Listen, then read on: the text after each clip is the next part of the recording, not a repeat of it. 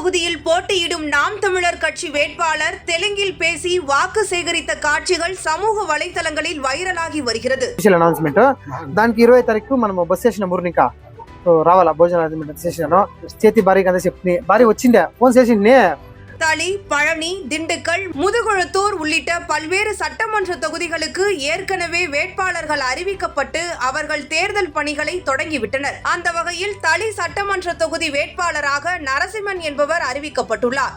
தற்போது சீமானின் திருச்சி மாநாட்டை ஒட்டி தனது பகுதியில் உள்ள மக்களை சந்தித்து ஆதரவு திரட்டி வருகிறார் நரசிம்மன். தளி பகுதியில் தெலுங்கு பேசும் மக்கள் அதிகமாக இருப்பதால் அதே சமூகத்தைச் சேர்ந்த நரசிம்மன் வேட்பாளராக நிறுத்தப்பட்டதாக சொல்லப்படுகிறது. இதற்கிடையே திருச்சியில் நடைபெற உள்ள மாநாட்டுக்கு பொதுமக்கள் வர வேண்டும் என வீடு வீடாக சென்று அழைப்பு விடுத்து வருகிறார் நரசிம்மன். தெலுங்கு பேசும் மக்களிடம் தெலுங்கிலேயே பேசிய அழைப்புதல்களை வழங்கி மக்களிடம் திருச்சியில் மாநாடு நடைபெறுகிறது, என்னை வேட்பாளராக அறிவித்திருக்கிறார்கள், அனைவரும் நிச்சயம் மாநாட்டில் கலந்து கொள்ள வேண்டும் என தெலுங்கில் அவர் பேசியது பேசு பொருளாக மாறி உள்ளது.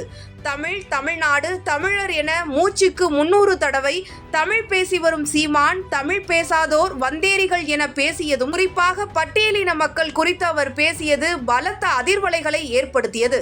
இதனால் சீமானுக்கு கடும் கண்டனமும் எழுந்தது. இந்த நிலையில் நாம் தமிழர் கட்சியின் வேட்பாளர் தெலுங்கில் வாக்கு சேகரித்த வீடியோ சமூக வலைதளங்களில் அதிக அளவில் பகிரப்பட்டு வருகிறது.